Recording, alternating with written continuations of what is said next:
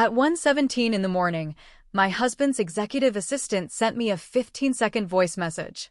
There was no caption, no explanation, just the recording. The first thing I heard was the sound of two people breathing, uneven, tangled, far too close to the phone. Then came the faint creak of a mattress and a woman's muffled gasp. I didn't recognize her voice. But the man who spoke next was someone I could have identified in a crowded room, through a wall, or after years apart. "Vanessa, keep it down." Ethan. My husband of 7 years. His voice was low and rough, softened by an intimacy I had not heard from him in a very long time. The woman moved closer to the phone. "You said tonight belonged to me." Ethan gave a quiet laugh. "Stop teasing." There was another rustle of sheets, a breathless sound from the woman, and then the recording ended. I sat alone in the dark living room of my Beacon Hill townhouse, staring at my phone. 3 hours earlier, Ethan had called to tell me he had landed in Chicago. He said the Harbor Crest acquisition had entered its final stage and that the next 3 days would be consumed by confidential negotiations. He might not be able to answer his phone. The legal teams were enforcing strict non-disclosure rules. Before hanging up, he had even sounded concerned. "It's getting cold in Boston," he had said. "Don't forget your medication." Then, in the same warm voice he used whenever he wanted me to believe he still cared, he added, "Don't wait up for me." Apparently, he really had been busy. Just not in a conference room in Chicago. He was less than 2 hours away, inside a luxury suite at the Newport Harbor Hotel. A few seconds later, Vanessa sent another message. "Claire, I'm so sorry. I think I sent that to the wrong person." She added a panicked emoji. At work, Vanessa always called me Mrs. Whitmore. Tonight, she used my first name. It was a small choice, but a deliberate one. A way of telling me that she no longer saw me as her employer or Ethan's wife. She saw me as competition. I read her message twice, then smiled. She had not sent anything by accident. She had placed her phone near the bed, recorded the two of them, and waited until Ethan was asleep before selecting the most incriminating 15 seconds. She wanted to make sure I recognized his voice. But she had also been careful not to say anything openly threatening. If Ethan ever discovered what she had done, she could claim it was an embarrassing mistake. She had left herself an escape route. Vanessa expected me to lose control. She wanted me to call Ethan, screaming and crying. She wanted us to fight in the middle of the night while she lay beside him pretending to be shocked that his unstable wife had somehow misunderstood everything. If I became emotional first, Ethan could dismiss me as jealous, irrational, and incapable of separating his career from our marriage. But Vanessa had miscalculated. I did not call Ethan. I did not answer her. I saved the voice message, took screenshots of the conversation, and backed everything up to a private cloud account. Then I opened my banking app. The latest transaction had been made 40 minutes earlier. $38,000 at an upscale jewelry boutique. The charge had been made on an authorized user card connected to my private account. The card belonged to Ethan. I had given it to him during the 2nd year of our marriage, shortly after he was promoted to lead one of Whitmore Capital Group's investment divisions. He had held the black card between his fingers and looked almost offended. "Claire, I'm not going to depend on you forever." I had smiled and told him that marriage wasn't a competition. But he had shaken his head. "One day, everyone will know you married me because I was capable, not because you wanted a husband you could control." 7 years later, he had finally proved who he was. Just not in the way I once hoped. I called my private banking manager. She answered on the second ring. "Good evening, Mrs. Whitmore. How may I assist you?" I played Ethan's voice message again. "Vanessa, keep it down." My own voice sounded almost unnaturally calm. "I want every authorized user card under Ethan Cole's name canceled immediately." There was a brief pause. "That includes the primary unlimited card, the hotel partnership card, and the 2 additional cards?" "All of them. There was a $38,000 jewelry transaction this evening. Would you like to report the card as lost or the purchase as unauthorized?" "No."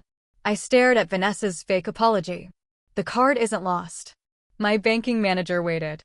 "It's in the hands of a woman who apparently loves my husband very much." The line went silent. I continued. If she loves him that much, she can start paying for him herself. After ending the call, I logged into Whitmore Capital Group's internal financial system. Whitmore Capital had been founded by my grandfather and expanded by my father into private equity, hotel investments, and commercial real estate. I was the company's largest individual shareholder, vice chair of the board, and chair of the audit and risk committee. That did not mean I could do whatever I wanted. It meant I had specific responsibilities. 5 years earlier, the head of one of our European subsidiaries had used a series of emergency purchases to bypass normal review and move tens of millions of dollars into companies controlled by his relatives. After that scandal, our board created an independent risk hold procedure. If a project showed signs of undisclosed related party transactions, unauthorized approvals, or potential fraud, the Audit and Risk Committee could temporarily suspend pending payments and financing guarantees. The rule applied to every executive, including me, including Ethan. The Harbor Crest acquisition was still waiting for Whitmore Capital's final financing guarantee. I called our Chief Financial Officer, Marcus Lane. He answered immediately. "Claire, pull every Harbor Crest expense from tonight." I heard the sound of typing. A minute later, Marcus spoke. At 9:37 p.m., $11,800 for a top-floor business suite at the Newport Harbor Hotel. He continued. At 11:20 p.m., $2,600 for in-room dining and alcohol. What account? The Harbor Crest corporate expense card.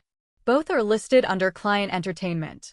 The jewelry had been purchased with my private card.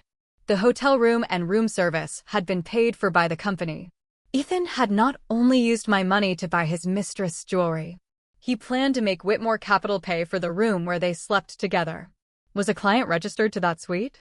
Marcus typed again. No. Who booked it? Vanessa Reed. Who approved the expense? Ethan. I closed my eyes for 1 second. Freeze all unpaid Harbor Crest expenses. Marcus went quiet. Place the financing guarantee on hold, I continued. Pull every supplier contract, procurement record, approval log, email chain, and outgoing payment. His tone changed immediately. Claire, the closing is scheduled for 9 tomorrow morning. I know. Without Whitmore's guarantee, the bank won't release the acquisition funds. There could be a breach claim under the letter of intent. Was every recent commitment within Ethan's delegated authority? Another pause. No. What changed? 3 days ago, the project added a $4.6 million market access contract. Was it reviewed by the risk committee? No. Who is the vendor? Ridgeway Advisory. I had never heard of the company. Start a special audit. Claire. No guarantee. No additional payments. Nothing moves without written approval from the committee. Marcus exhaled. Understood. I sent my attorney an email next. Come to headquarters in the morning. Prepare an inventory of marital assets, a divorce petition, and any necessary temporary financial protections. Do not contact Ethan until I confirm. The email left my outbox at 1:49 a.m.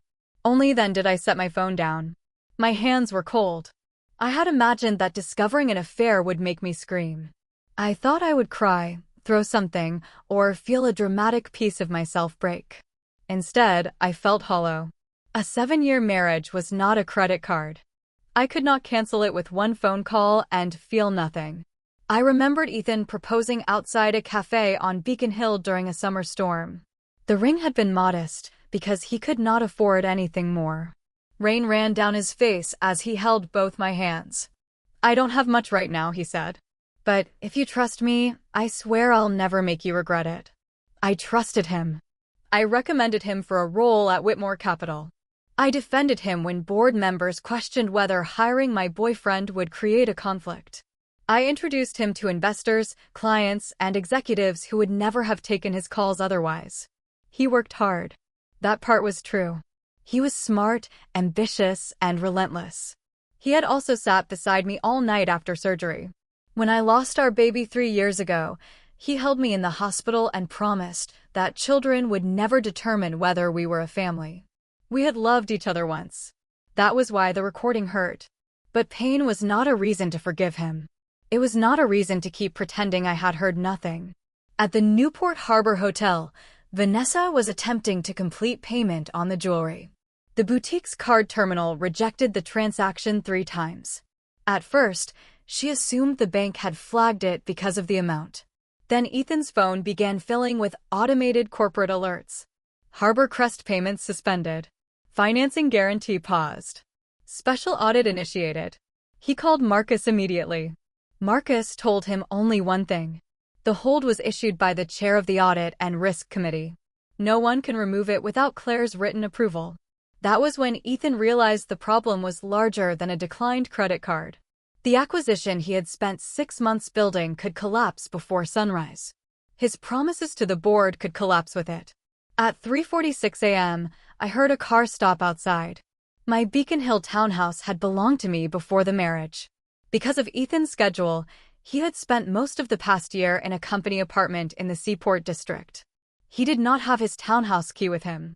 The doorbell rang again and again. Then my phone lit up. I let it ring. Claire. His voice came through the front door. Open the door. Why did you freeze the guarantee? Do you understand what happens if we miss the closing? I put on a robe and walked downstairs. When I opened the door, I remained in the doorway. Rain fell behind him. Ethan wore no suit jacket. His white shirt was wrinkled, and the top 2 buttons were undone. His hair was damp. He must have left Newport in a hurry. An hour earlier, he had probably been in bed with Vanessa. Only after the cards were cancelled and the project was frozen had he decided his wife deserved a visit. I looked at him. Aren't you supposed to be in Chicago? Something flickered across his face. It vanished almost immediately. The negotiation location changed. And you forgot to mention that? It happened quickly. It changed to Newport? His eyes sharpened. I continued before he could answer. Was the $38,000 necklace also part of the negotiation? Claire. Were the hotel suite and room service charges client entertainment? His first reaction was not guilt. It was suspicion. Did you have someone following me? I looked at my credit card statement and the company expense system. His shoulders relaxed slightly. He thought that was all I knew. His voice softened. Everything has an explanation. Vanessa is the project assistant. She had to travel with me. The necklace is for a partner's wife. The suite was for investor meetings. Restore the guarantee. Once the closing is finished, I'll explain every charge. Even then, his first concern was not why I had canceled his cards. It was not whether I was hurt. It was the guarantee. I looked at the man I had once defended against an entire boardroom. You want me to restore it? Yes. 8 o'clock. Headquarters. His expression shifted. Why? Bring every Harbor Crest contract, vendor record, payment authorization, and email. Claire, the closing is in a few hours. Then you should cooperate quickly. We don't have time for an audit. Then the closing can wait. His composure broke. Do you have any idea how long my team has worked on this acquisition? Your team. You know what I mean. Harbor Crest is financed by Whitmore Capital, guaranteed by Whitmore Capital, and ultimately carried by Whitmore shareholders. I held his gaze. When did it become your personal company? That isn't what I said. Then attend the audit. If everything is clean, the guarantee can be reconsidered. And if it isn't? I paused. Then a few canceled credit cards will be the least of your problems. He stepped toward the doorway. Let me inside. We can discuss this like adults. I did not move. 8 o'clock. Corporate headquarters. Claire. Go back to the Seaport apartment. His face hardened. I lived here for 7 years. And I'm still speaking to you at the door instead of calling security. I kept my voice even. But this house was mine before we married, and tonight I do not want you inside. For several seconds, neither of us moved. Then Ethan stepped back. He turned and walked into the rain. I shut the door behind him. Only after his car disappeared did I lean against the wall and release the breath I had been holding. I still had not mentioned Vanessa's recording. If Ethan knew she had contacted me, they would coordinate their stories. They might delete messages or destroy records. I needed him to believe I had discovered only a few questionable expenses. If he wanted to save Harbor Crest, he would bring the project documents directly to the auditors. At 6:58 a.m., Marcus sent me the first preliminary report. By the third page, I had found Ridgeway Advisory's real owner, Ryan Reed, Vanessa's older brother. During the previous 8 months, Ethan had approved $960,000 in payments to Ridgeway for market studies, regulatory consulting, and regional partnership development. The company had 2 employees. Its listed office was an abandoned auto repair warehouse. Of the 6 organizations Ridgeway claimed to work with, 5 denied ever hearing of it. The 6th was owned by Ryan's father-in-law. 3 days earlier, Ethan had approved another contract worth $4.6 million. The money would be released in 2 installments after the acquisition closed. Then we found something worse. 3 payment authorizations contained my electronic signature. But the signatures had been used while I was attending an investment forum in London. The login came from Ethan's office computer. Someone had used my credentials. At 8 o'clock, I entered the main conference room at Whitmore Capital. Ethan was already seated. He had changed into a dark suit and rebuilt the polished image he presented to the world. Only the shadows beneath his eyes revealed that he had not slept. Vanessa sat beside him in a tailored gray suit. Her hair was neatly pinned back. She stood when I entered. "Good morning, Mrs. Whitmore." She looked respectful, professional, completely different from the breathless woman in the recording. I took my seat. "Were you also staying at the Newport Harbor Hotel last night?" Her fingers tightened around her pen. Ethan answered for her. "She is the Harbor Crest project assistant." Of course she was there. He leaned back. "Claire, this is a corporate meeting. Don't bring our personal disagreement into it." I placed my folder on the table. "Then we'll discuss business." I looked at Marcus. "Begin." For the first 30 minutes, Ethan remained calm. He said the suite had been used to receive potential investors. The necklace had been intended as a gift for a business partner's spouse. The in-room dining charges were part of a late strategy session. Vanessa supported every explanation with dates and carefully constructed details. They had coordinated their story well. If I had not heard the recording, I might have questioned myself. Then Marcus placed the Ridgeway contract in front of Ethan. "Explain how this company passed vendor review." Ethan glanced at the documents. "Ridgeway has critical local relationships. The project team selected it after a full assessment." Marcus placed photographs on the table. "The company has 2 employees and operates from an abandoned repair shop." He turned to the next page. 5 of the 6 organizations listed as partners have never worked with Ridgeway. The 6th belongs to Ryan Reed's father-in-law. Ethan's face changed. He looked at Vanessa. She spoke too quickly. "My brother uses independent contractors. The number of official employees doesn't reflect his network." I looked at her. "So you knew the vendor belonged to your brother?" She realized her mistake. "I've heard the name at family gatherings. Vendor selection isn't part of my responsibility." Ethan stepped in. "I selected Ridgeway. Companies related to employees are not automatically prohibited if they can perform the work." "Was the relationship disclosed?" He said nothing. Marcus turned another page. "It was not. Ridgeway did not participate in competitive bidding either.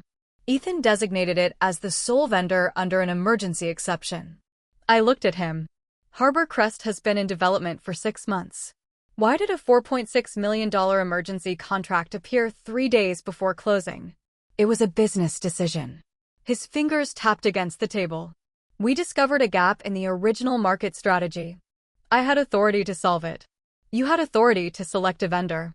I met his eyes. "You did not have authority to conceal the vendor's relationship to your assistant. Nor did you have authority to use my electronic signature." The room went silent. Marcus displayed the authorization logs on the screen. The signatures were used while Claire was in London. The login came from a device inside Ethan's office. The cybersecurity team confirmed that the signatures were manually applied. Ethan spoke immediately. "I knew nothing about that. There were hundreds of project files. Someone on the administrative team may have made a mistake." I turned to Vanessa, who had access to the office and the authorization system. She had gone pale. "Ethan and I could both enter the office. Did you use my signature?" "No." She stood so suddenly that her chair moved backward. "I organized files under Ethan's instructions. I never used your authorization without permission." Ethan's expression tightened. Sit down, Vanessa. She looked at him before obeying. I did not push further. Ethan was willing to accept responsibility for selecting Ridgeway, but not for using my signature. Vanessa was far too frightened for an innocent assistant. They were protecting different secrets. I closed the file. The Harbor Crest hold remains in place. Ethan Cole is temporarily suspended from executive duties pending an independent investigation. He stood. You cannot remove me unilaterally. I am not removing you. Under the major risk policy, the responsible executive must recuse himself while the matter is investigated. A permanent decision will require a board vote. When? Tomorrow afternoon. His face darkened. Are you determined to destroy everything? I'm reviewing a transaction. You're afraid of an audit. I held his gaze. Is that because the numbers are bad, or because you did something last night that you don't want me to know? Vanessa looked up sharply. The color drained from her face. She thought I was about to expose the recording. I didn't. I gathered the files and ended the meeting. Ethan followed me into the hallway. Claire, we need to speak privately. The audit isn't finished. I'm talking about us. He reached for my arm. I stepped out of reach. His hand froze in the air. For 7 years, I had never rejected his touch that clearly. His voice softened. I understand why the expenses upset you. Vanessa and I did stay in the same suite, but it had a separate living room. She spent the night organizing files. Nothing happened. The lie came smoothly. He had probably rehearsed it during the drive back from Newport. I looked at him. You worked all night? Yes. You did nothing that violated our marriage? He hesitated for less than a second. No. I nodded. All right. He seemed surprised that I did not challenge him. What about the guarantee? Wait for the audit. I entered the elevator. As the doors closed, I saw irritation cross his face. He was probably wondering why I could no longer be reasonable in the way he preferred. That afternoon, Vanessa came to my office. She carried a coffee cup and wore a worried expression. Mrs. Whitmore, may I speak with you privately? I asked my assistant to close the door. Vanessa sat across from me and wrapped both hands around the cup. I'm afraid you may have misunderstood my relationship with Ethan. She had stopped calling him Mr. Cole. I said nothing about it. What have I misunderstood? We did share a suite last night, but only because we were working late. There was a separate living room. I slept on the couch. Ethan gave me the black card because I was handling project expenses. The necklace was not for me. It was for a partner's wife. She watched my face after every sentence. I leaned back. Did you send me a message last night?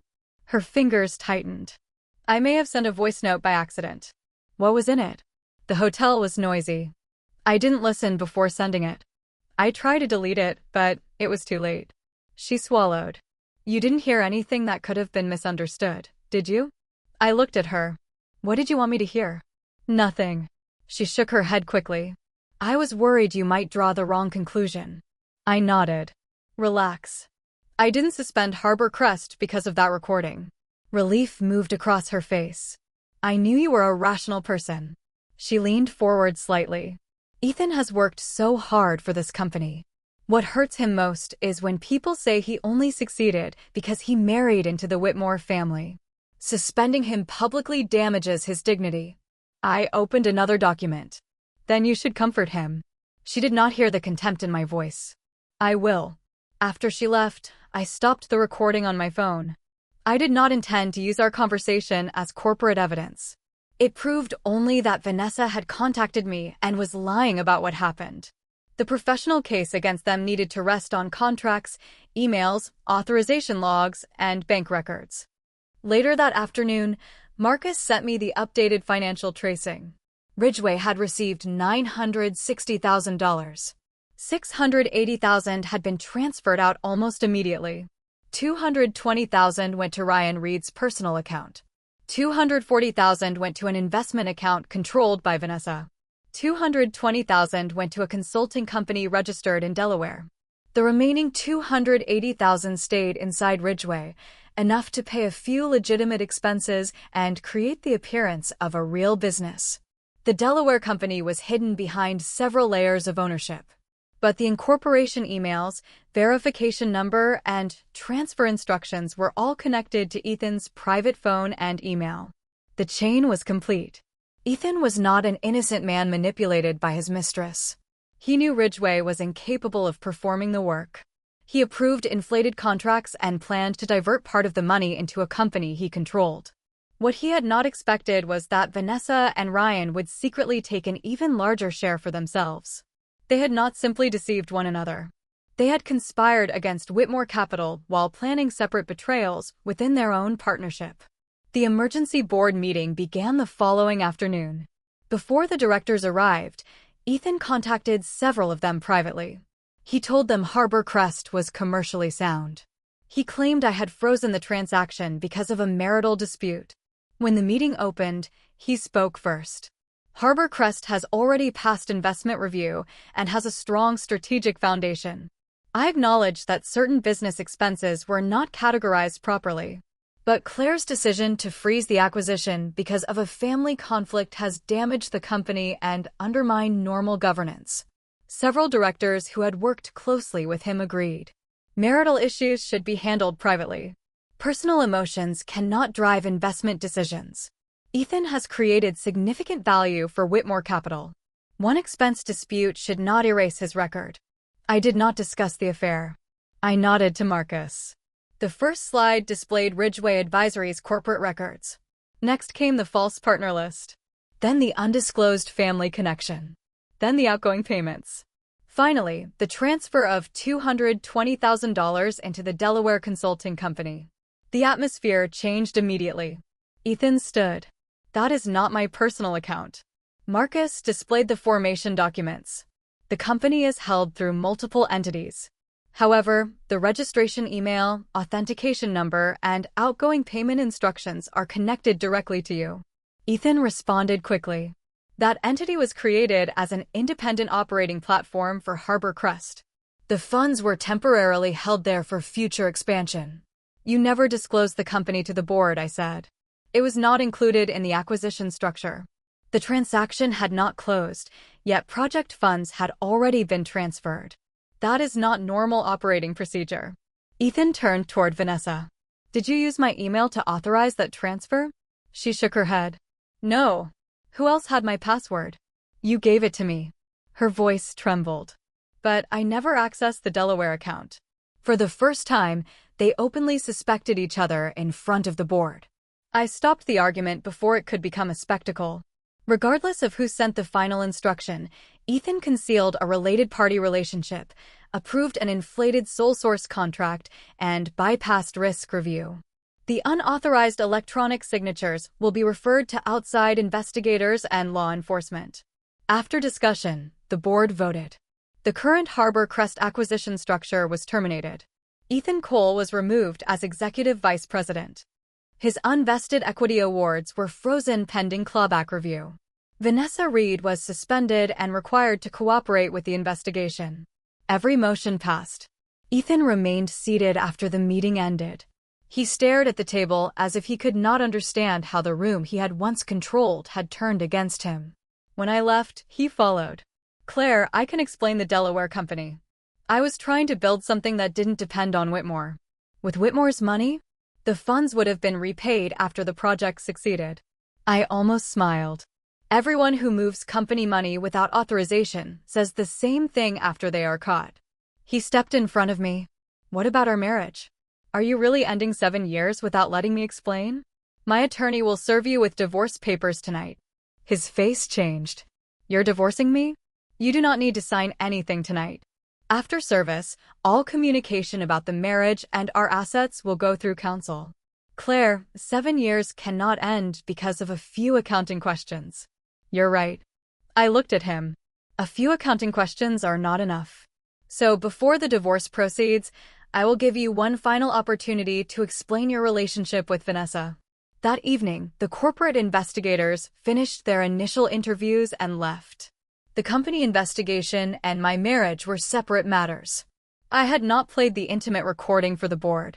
I had not submitted it to the auditors. At 7 o'clock, Ethan and I met at a private law office with separate attorneys.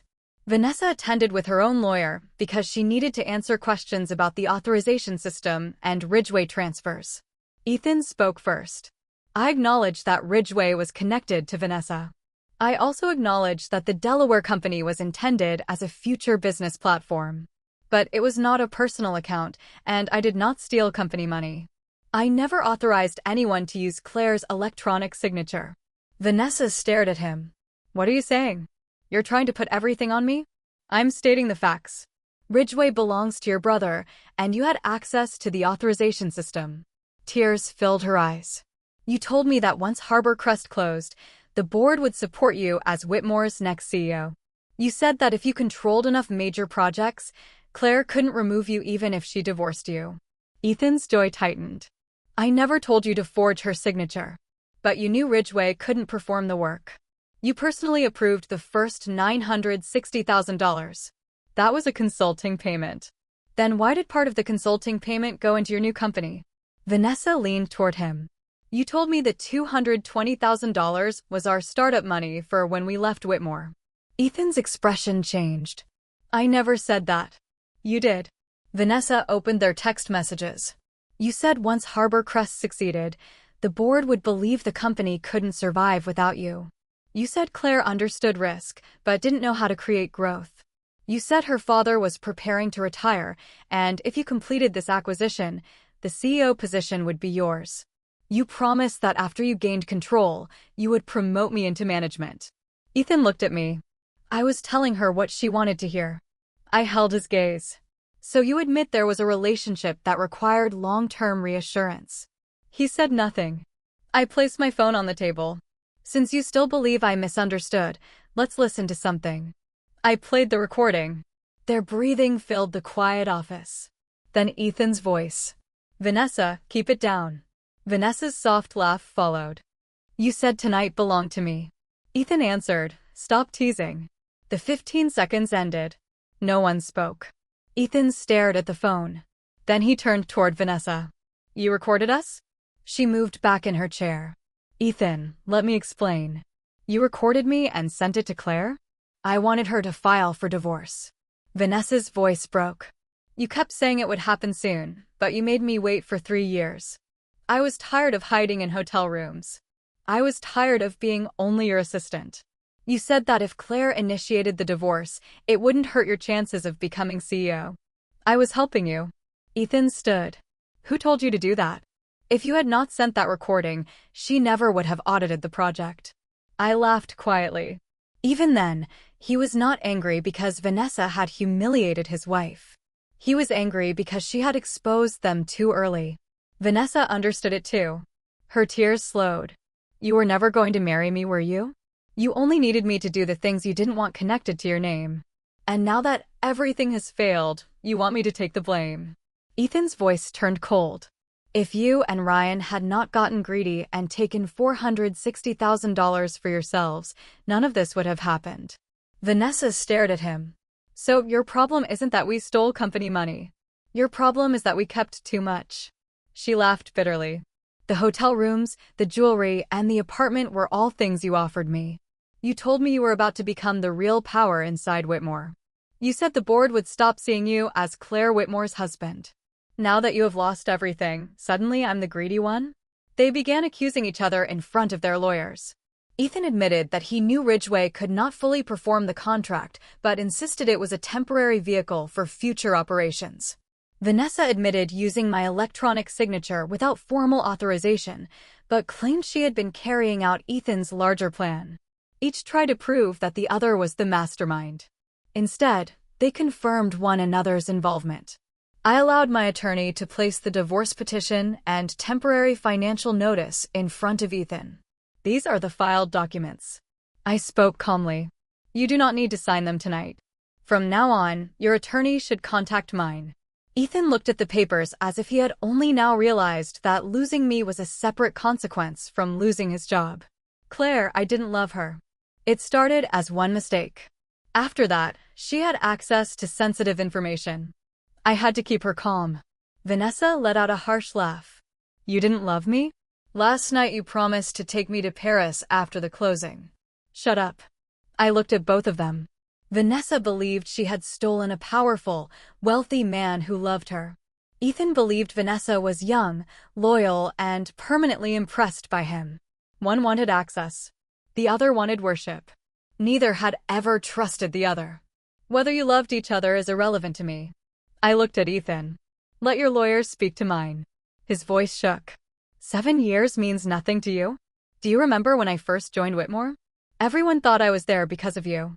You were the only person who believed in me. We loved each other. I remembered. After Ethan closed his first major deal, he held me in his office and said, "Without you, I would never have gotten here." Later, business magazines described him as Whitmore Capital's fastest-rising executive. He stopped mentioning my help. Then he began resenting anyone who did. He convinced himself that my love was evidence of his weakness. So he betrayed our marriage and tried to use Whitmore's money to create a world in which he no longer owed me anything. I had never trapped him. I had given him opportunities. He was the one who turned my support into a humiliation he needed to erase. I did stand beside you during the hardest years, I said. And once you succeeded, I became the first person you wanted to escape. So I'm giving you what you wanted. You are no longer a Whitmore executive. You no longer need my shares, my reputation, or my credit. Whatever you accomplish from now on will belong entirely to you.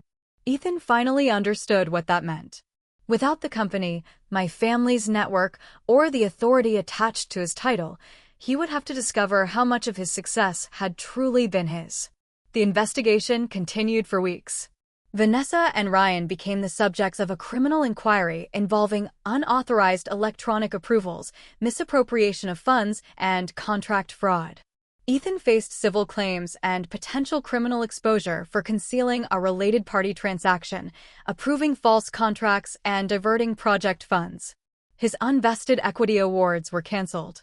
The company began clawback proceedings against shares and bonuses connected to Harbor Crest. He lost his title, corporate vehicle, executive apartment, and every benefit that came with his position. The people who once surrounded him disappeared quickly. The divorce did not end on the night he received the petition. Ethan initially refused to accept the proposed property settlement. He insisted our marriage could still be repaired. But the evidence continued to grow. His undisclosed spending, the gifts he had purchased for Vanessa, the apartment he had helped her lease, and his involvement in the diverted project money were all documented. 6 weeks later, with both attorneys present, he signed the settlement. Several months after that, the court entered the final divorce judgment. On the day the divorce became official, Ethan waited outside my townhouse until after dark. When I returned from work, he stood beneath a street lamp. His suit was wrinkled. He looked older. "Claire, Vanessa, and I are finished." I stopped several feet away. She only wanted money. She never loved me. So, a small flicker of hope appeared in his eyes. "I finally understand that you were the person who truly loved me. We could start again. I'll leave the investment industry. I'll build something from nothing. I will never lie to you again." I studied him. "Do you think Vanessa's failure to love you erases what you did to me? That isn't what I mean. I'm telling you, I finally see her clearly. I saw you clearly months ago." He went still. "Whether Vanessa wanted money has nothing to do with me. You were the person who hurt me. You used my card to buy her jewelry. You made the company pay for your hotel room. You tried to use Whitmore's guarantee to move company money into a business you controlled. You were not tricked by Vanessa. You simply failed to get what you wanted." His eyes turned red. "Claire, I regret everything." "I know. You regret losing the job. You regret losing the access. You regret that Vanessa and Ryan kept more money than you expected. But you do not regret hurting me. Because when you drove back from Newport that night, the first thing you asked me to save was your deal, not our marriage." His face slowly collapsed. I walked past him toward my front door. He caught my wrist. "Can you really throw away 7 years that easily?" I pulled my hand free. "I didn't throw them away in one night. You spent 3 years destroying them. Do not come back." I closed the door behind me. I never saw Ethan again. 6 months later, Whitmore Capital completed a new evaluation of Harbor Crest. We removed every inflated contract, replace the related vendors, and reduce the projected budget by almost 40%. At the official signing, a reporter asked me a question. Ethan Cole was once described as the central figure behind Harbor Crest. What does it say that the transaction succeeded without him? I looked toward the cameras. No company should depend on one person. A strong organization is supported by systems, professional standards, and the people who do their jobs honestly. When an executive begins to believe the company cannot survive without him, he has usually become one of its greatest risks. After the event, I returned to my office. The late afternoon sunlight fell across my desk. My assistant brought in a package. Inside was the watch I had given Ethan on our 5th wedding anniversary. There was also a long handwritten letter. He described our first date, the storm when he proposed, and every early victory we had celebrated together. He said he finally understood that the most valuable thing I had given him was not a position at Whitmore Capital. It was my trust. He wrote that he would spend the rest of his life waiting for my forgiveness. I did not finish the letter. I asked my assistant to return the watch and the envelope. That evening, I stood alone by the windows of my quiet townhouse. For the first time in months, I thought about 1:17 a.m. That 15-second recording had once felt like a knife cutting through 7 years of my life. But looking back, I did not hate Vanessa for sending it. She had intended to humiliate me. She wanted me to fall apart and surrender my place in Ethan's life. She never understood that the recording did not destroy my future. It simply forced me to see that the man beside her had never deserved to remain part of it. What I canceled that night was never just a set of credit cards. I canceled a marriage that had become nothing but deception. Ethan and Vanessa did not ruin my life. They simply reminded me that it had always belonged to me.